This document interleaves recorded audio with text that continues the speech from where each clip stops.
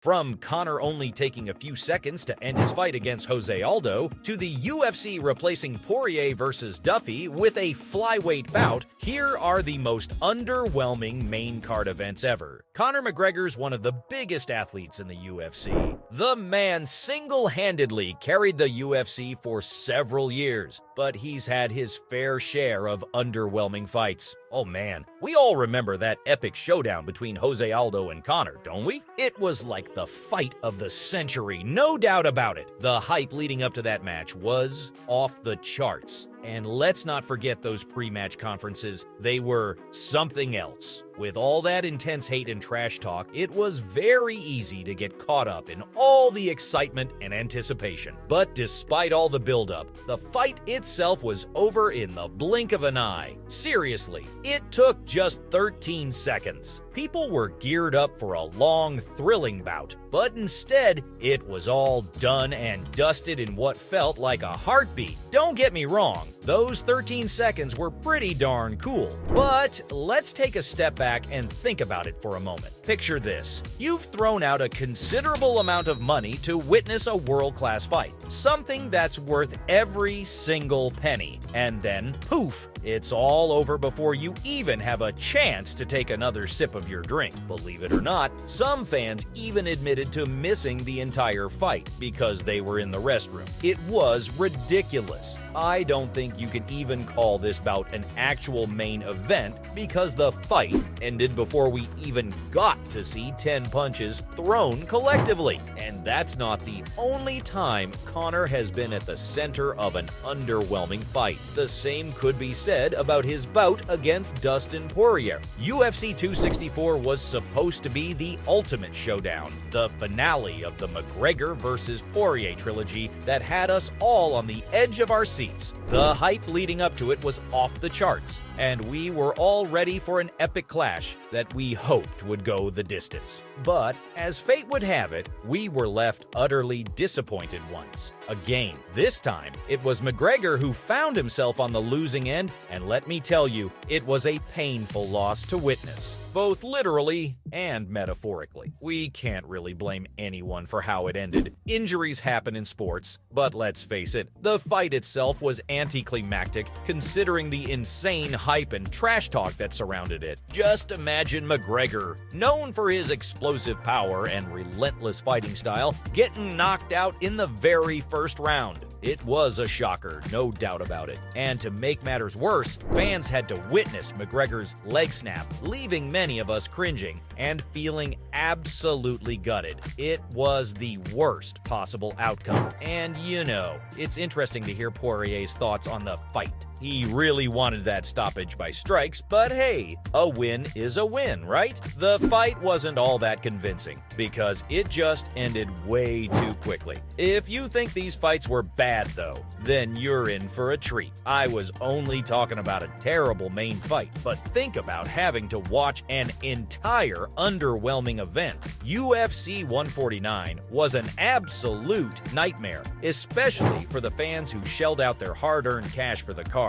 There was so much initial hype, but it all died out before the event had even happened. The original headliner, Aldo versus Eric Koch, fell through when Aldo had to pull out because of injury. The UFC scrambled to salvage the situation by replacing it with the Bantamweight Championship bout between Yuri Faber and Renan Barão, which, by the way, was supposed to be Dominic Cruz versus Faber until Cruz suffered a knee injury. It was like the UFC was jumping from one big fighter to the other until they just ran out. But wait, there's more. Mauricio Shogun Rua was rumored to make an appearance on the card, possibly against Thiago Silva. But Silva threw out his back and had to withdraw, leaving poor Shogun without an opponent and off the card entirely. And let's not forget the Thiago Alves versus Yoshihiro Akiyama fight, which was shaping up to be an electrifying match until Akiyama got injured and was replaced by Siar Bahadurzada. But guess what? Alves following the trend of getting hurt, also pulled out because of an undisclosed injury. It was like a cruel game of musical chairs with injuries, and the fans were the only ones left standing. Men's UFC hasn't been the only one giving us disappointing main events though, because the women's UFC is just as responsible. UFC 274 featured a long-awaited rematch between Rose Namajunas and Carla Esparza. These two warriors had history, so you can imagine the excitement fans had.